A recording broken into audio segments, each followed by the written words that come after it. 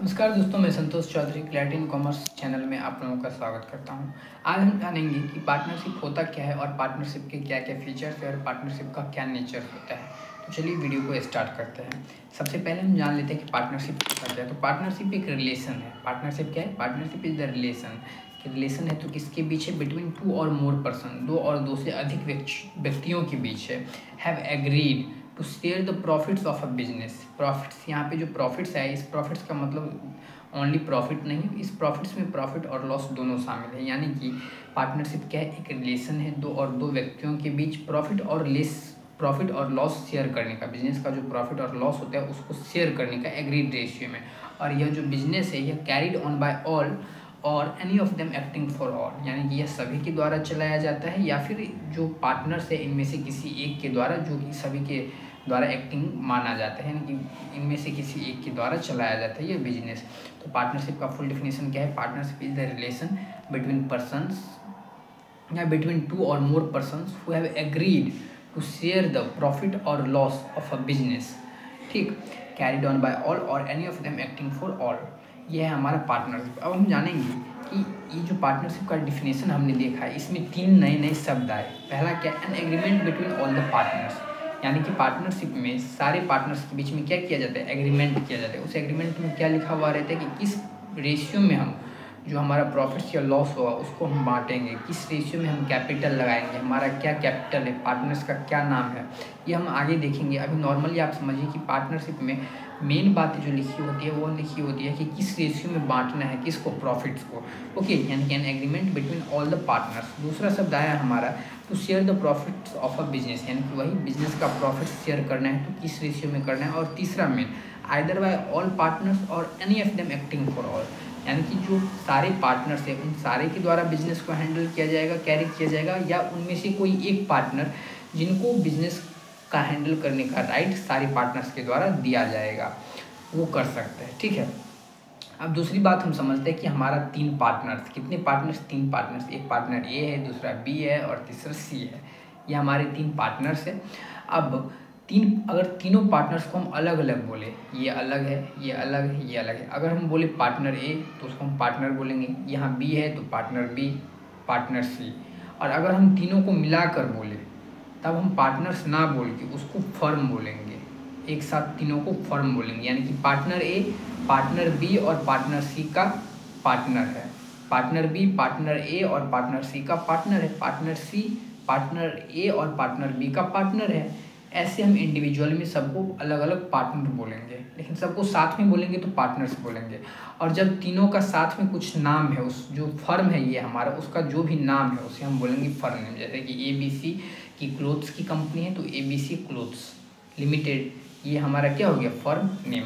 अगला है nature of partnership firm. Partnership firm का नेचर क्या होता है? तो दो पॉइंट ऑफ व्यू से यहाँ पे ध्यान रखा जाता है। पहला तो अकाउंटिंग पॉइंट ऑफ व्यू और दूसरा legal point of view. Accounting point of view क्या होता है? तो अकाउंटिंग पॉइंट ऑफ व्यू यानी कि separate business entity from its partners, यानी कि जो पार्टनर है उससे जो बिजनेस है वो सेपरेट है। यानी कि यहाँ पे बताना चाह रहा है कि जब हम अकाउंटिंग करेंगे, लेखा जोखा करेंगे बिजनेस का, तब पार्टनर्स का जो पर्सनल खर्चा होगा वो खर्चा और जो बिजनेस का खर्चा है ये खर्चा, दोनों खर्चा क्या है? अलग है। पार्टनर्स के पर्सनल खर्चे को बिजनेस के खर्चे में रिकॉर्ड नहीं किया जाएगा। लेकिन लीगल पॉइंट ऑफ व्यू से दोनों सेपरेट नहीं है, not a separate legal entity from its partners. Legal point of view से दोनों सेपरेट क्या है? दोनों सेपरेट नहीं है। इसमें बताया जा रहा है, यानी कि इसके कहने का मतलब है कि जो पार्टनर्स है और जो बिजनेस है दोनों एक ही है, दोनों अलग अलग नहीं है, दोनों का अलग अस्तित्व नहीं है। यानी कि जो भी लायबिलिटी बिजनेस की है वो सारी लायबिलिटी पार्टनर की है। जैसे कि अगर 30 लाख रुपया हमारा लायबिलिटी था और बिजनेस को बेचने के बाद, बिजनेस का सब कुछ बेच देने के बाद, बिजनेस को बेच देने के बाद गुडविल वगैरह जो भी है सब कुछ बिजनेस का बेच देने के बाद हम 28 लाख रुपये ही चुका पाए, 27 लाख रुपये ही चुका पाए, फिर भी हमारे ऊपर 3 लाख की लायबिलिटी है, तो हम क्या करेंगे? तो उस 3 लाख लायबिलिटी को हम पार्टनर्स के बीच में शेयर करेंगे और पार्टनर्स उस 3 लाख लायबिलिटी को, जो आउटसाइडर लायबिलिटी हो, उसको सधाएंगे, चुकाएंगे। ठीक है, इसलिए इसको सेपरेट नहीं माना जाता है। और अकाउंटिंग पॉइंट ऑफ व्यू से, हला मत करो, और अकाउंटिंग पॉइंट ऑफ व्यू से separate business entity from its partners, यानी कि दोनों के खर्चे को अलग अलग रिकॉर्ड किया जाता है। ठीक है। अगला हम जानेंगे कि फीचर्स ऑफ पार्टनरशिप, पार्टनरशिप का क्या क्या फीचर्स होता है। तो सबसे पहले 2 और मोर पर्सन, 2 और 2 से अधिक पर्सन। अगर आपको नोट्स चाहिए तो प्लीज़ टेलीग्राम पे मैसेज करें, आपको नोट्स मिल जाएगा। 2 और मोर पर्सन, तो मिनिमम कितने पर्सन होने चाहिए पार्टनरशिप बिजनेस स्टार्ट करने के लिए? 2। और मैक्सिमम कितने होने चाहिए? मैक्सिमम 50 होने चाहिए, ठीक। दूसरा है एग्रीमेंट। दूसरा क्या है? एग्रीमेंट। एग्रीमेंट या तो ओरल भी हो सकता है या फिर रिटन भी हो सकता है या फिर दोनों हो सकता है, ठीक। या तो ओरल हो या फिर रिटन हो। The agreement forms the basis of mutual rights and duties of partners. Agreement में क्या क्या लिखा होता है? जो भी म्यूचुअल राइट्स मिले जाते हैं पार्टनर्स को और जो भी ड्यूटीज है पार्टनर्स को, उन सब के बारे में एग्रीमेंट में बताया जाता है, ठीक। तीसरा है लॉफुल बिजनेस। लॉफुल बिजनेस का क्या मतलब? बिजनेस मस्ट बी लीगल, यानी बिजनेस कैसा होना चाहिए? लीगल होना चाहिए, इलीगल ना होना चाहिए। प्रॉफिट शेयरिंग रेशियो, जैसे कि अभी बिहार में शराब बंद है, शराब की कंपनी नहीं होनी चाहिए, ऐसा कुछ नहीं होना चाहिए, समझ रहे हैं ना। अगला है प्रॉफिट शेयरिंग। प्रॉफिट शेयरिंग का क्या मतलब है कि the objective of sharing profits और losses among all the partners, यानी कि जो भी प्रॉफिट और लॉस है उन सभी को, सभी मतलब प्रॉफिट्स और लॉस है, सारे प्रॉफिट्स और लॉस को सभी पार्टनर्स के बीच में एग्रीड रेशियो में बांटा जाएगा, जो हमारा एग्रीमेंट में कह रहा है। और फिर अगर इन the absence of any agreement, यानी कि अगर एग्रीमेंट नहीं बना हुआ है, मतलब ओरल है एग्रीमेंट या फिर एग्रीमेंट नहीं बना हुआ है, कोई एग्रीमेंट का मायने यानी मतलब नहीं दे रहा है, तब हम क्या करेंगे? तब हम प्रॉफिट और लॉस इक्वली शेयर करते हैं। अगला है म्यूचुअल एजेंसी। म्यूचुअल एजेंसी का क्या मतलब है? यानी कि every partner is both an agent and the principal, यानी कि जो सभी पार्टनर है वो 2 होते हैं, 2 तरह के होते हैं। क्या होते हैं? एक दूसरे के एजेंट होते हैं और प्रिंसिपल फॉर हिमसेल्फ, और अपने लिए प्रिंसिपल होते हैं, एंड अदर पार्टनर्स, ठीक। जैसे कि पार्टनर ए है और पार्टनर के मान लीजिए, तो पार्टनर ए पार्टनर के का क्या है?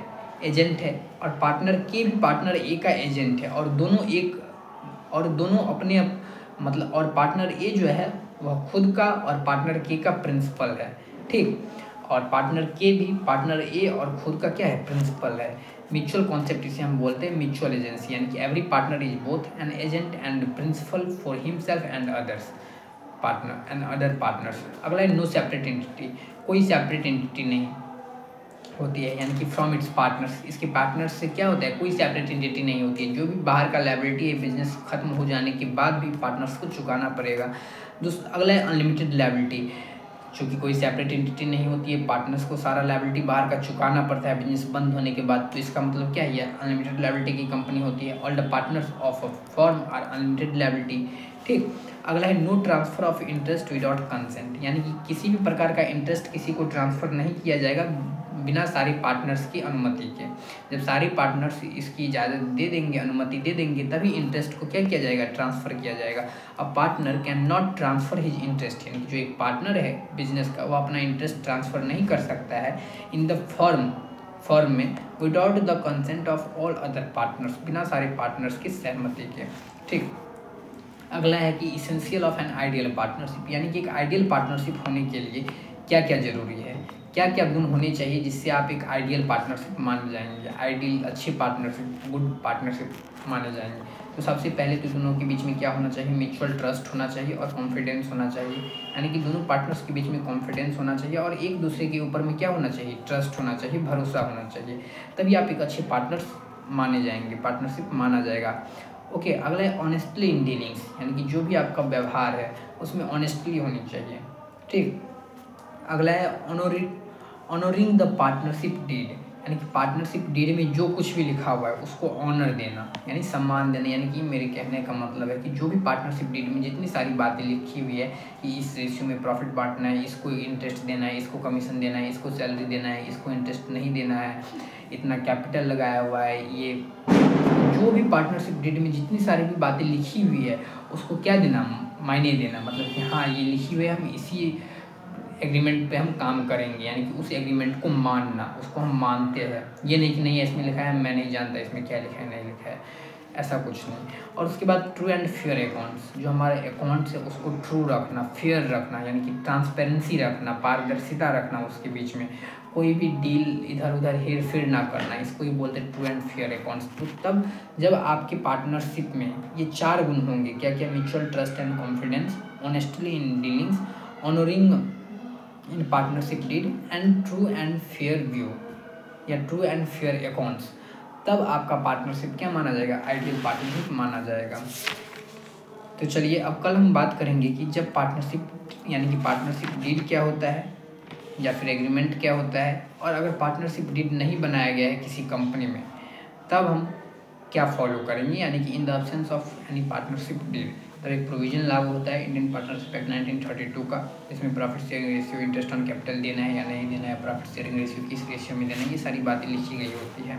जब नहीं बना होता है एग्रीमेंट तब फिर पीएल एप्रोप्रिएशन अकाउंट है, फिर पीएल एप्रोप्रिएशन अकाउंट का जो भी डिस्ट्रीब्यूटेड एक्यूमुलेटेड प्रॉफिट होता है उसे हम पार्टनर्स के बीच में कैसे बांटते हैं, किस रेशियो में बांटते हैं, क्या फॉर्मेट है, फिर पार्टनर्स कैपिटल अकाउंट किस मेथड से कैपिटल अकाउंट तैयार करते हैं, fluctuating method, fixed capital method, fluctuating method में कितने अकाउंट तैयार करते हैं, कैपिटल मेथड में कितने करते हैं, फिर उनका फॉर्मेट, फिर कैपिटल जो पार्टनर्स लगाए होते हैं उस पर कैसे इंटरेस्ट कैलकुलेट करते हैं, पार्टनर्स ड्राइंग्स करते हैं, 2 तरह के ड्राइंग्स करते हैं, एक तो आउट ऑफ ड्राइंग मतलब आउट ऑफ प्रॉफिट यानी कि जो प्रॉफिट हुआ है साल भर के अंत में, साल भर के दौरान उसमें से ड्राइंग करना, उस पर तो इंटरेस्ट चार्ज होता है, और एक होता है विड्रॉन ऑफ प्रॉफिट यानी कि जो वो अपना कैपिटल लगाए थे उस कैपिटल में से पैसा निकाल लेना, इस पर इंटरेस्ट किसी भी प्रकार का चार्ज नहीं होता। तो आउट ऑफ प्रॉफिट से जो भी ड्राइंग किए उस पर किस तरह से, किस मेथड से, कितने मेथड होते हैं, कैसे हम इंटरेस्ट कैलकुलेट करते हैं, ये सारी बातें हैं। फिर कैसे एक पार्टनर को कमीशन दिया जाता है, क्या अकाउंटिंग ट्रीटमेंट होता है, rent pay to partner, salary to partner कैसे दिया जाता है, guarantee of profit to a new partner, ये सब कुछ छोटे छोटे पॉइंट है इस पार्ट सेकेंड चैप्टर में। तो कल हम बात करते हैं इस पर डिटेल में, ठीक है। तब तक के लिए मिलते हैं अगले वीडियो में। अगर वीडियो पसंद आए तो वीडियो को लाइक, शेयर एंड सब्सक्राइब जरूर करें। तब तक के लिए आपका धन्यवाद। मिलते हैं कल शाम 7 बजे ठीक इसी टाइम।